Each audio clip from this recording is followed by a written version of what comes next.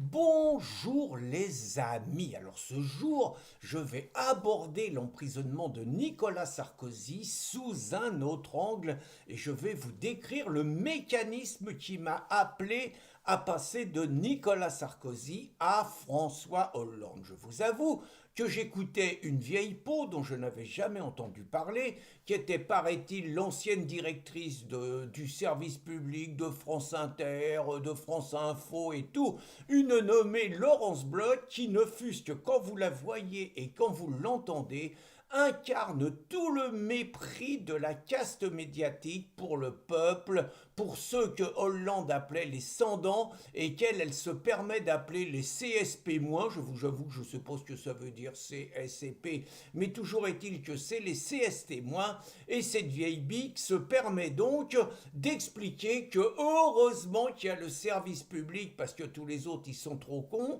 les émissions économiques, les émissions historiques et tout, sans le service public, il n'y aurait plus rien, ben voyons, hein, et donc elle explique carrément, comme le faisait Hollande qui se moquait des sans-dents, selon son ancienne maîtresse Valérie Trierweiler dans son livre Merci pour ce moment, où elle révèle donc qu'il faisait rire des pauvres dans les réunions de caste de gauche socialistes, bien pensants et tout, en les qualifiant de sans-dents parce que tout simplement les pauvres n'avaient pas le moyen de se payer des implants, de se payer des dents nouvelles, des pivots et tout, et que on reconnaissait aujourd'hui les pauvres à leur dentition et que ça faisait rire cette grosse pourriture socialiste. Donc je me disais, vous voyez, je faisais le lien avec Hollande en entendant donc cette bloche là donc exprimer tout son mépris pour les gens mal éduqués qu'il faudrait rééduquer. Vous voyez, un peu comme ce procureur là qui veut m'envoyer en rééducation dans un stage de citoyenneté. C'est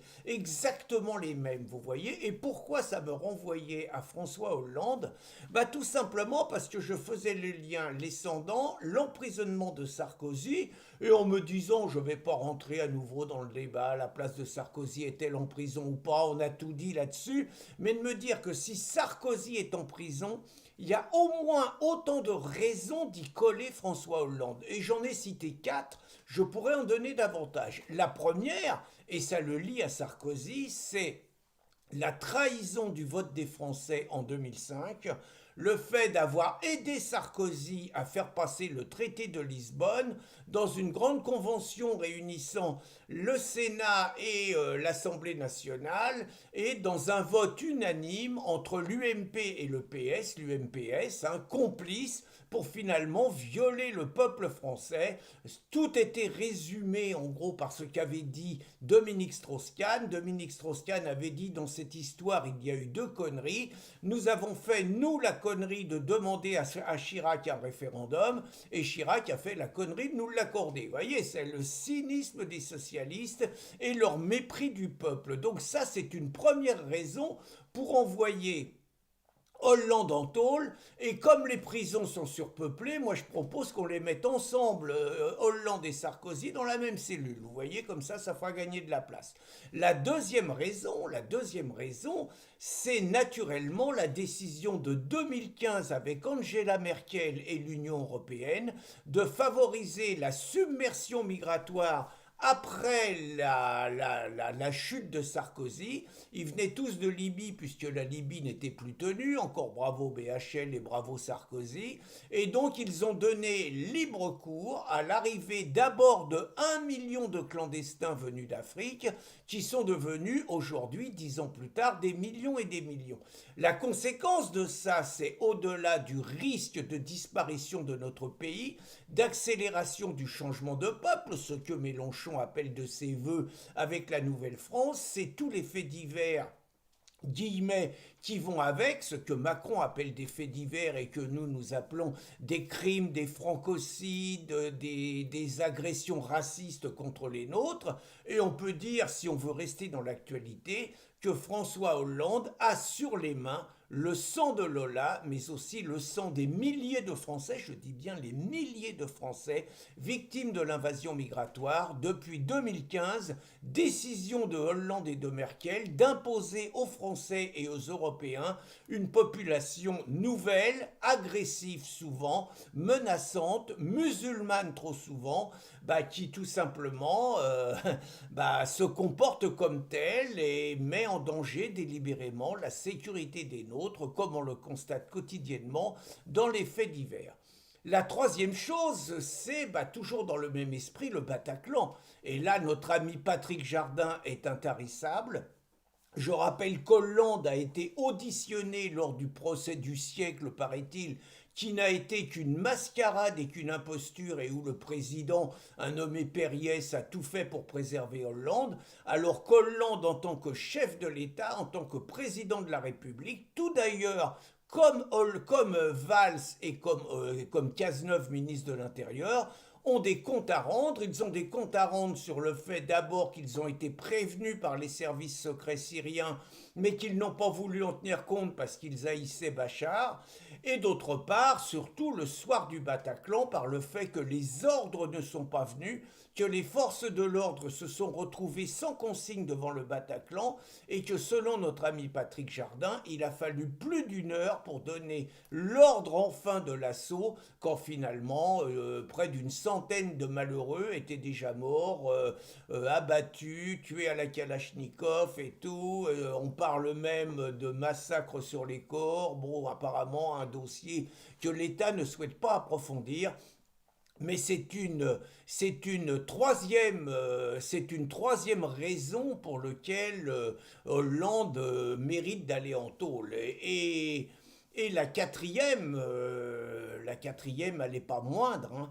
La quatrième, c'est cette histoire aujourd'hui de guerre entre l'Ukraine et la Russie, et c'est ce piège dans lequel Hollande est tombé par des humoristes russes, où on voit très clairement que les accords de Minsk en 2014, Hollande et Merkel sont complices pour encourager l'Ukraine à ne pas les appliquer, pour reconnaître qu'ils ne sont faits que pour gagner du temps et pour préparer finalement l'armement de l'Ukraine pour déclarer la guerre et conquérir la Russie de Poutine avec l'accord des démocrates américains, parce que la Russie, c'est naturellement des gisements, des gisements de gaz, des gisements de pétrole, dont on va dire que l'Occident rêve de mettre la main dessus. Voilà, disons, ces quatre raisons. Là, je vous ai mis que la vidéo, mais elle est accablante. Hollande devrait avoir des comptes à rendre parce qu'aujourd'hui, la guerre en Europe, c'est lui qui est responsable. Pas seulement, mais il est responsable aussi. Le million de morts qu'il y a eu dans cette guerre entre l'Ukraine et la Russie, il est aussi responsable. Il a sur les mains le sang de toutes ces victimes russes et ukrainiennes. Et donc, Hollande, pour cette raison-là, devrait être en tôle. Alors, je pourrais ajouter naturellement, son bilan dont il est redevable depuis 1981 en tant que socialiste dans la ruine de la France, la perte de sa souveraineté, la construction de l'Union européenne et toutes les catastrophes pour la France que ça engendre. Je pourrais ajouter son attitude humiliante pour la France et les Français quand il a été au chevet de la racaille Théo, désavouant ouvertement les forces de l'ordre et prenant fait et cause pour la racaille contre la police.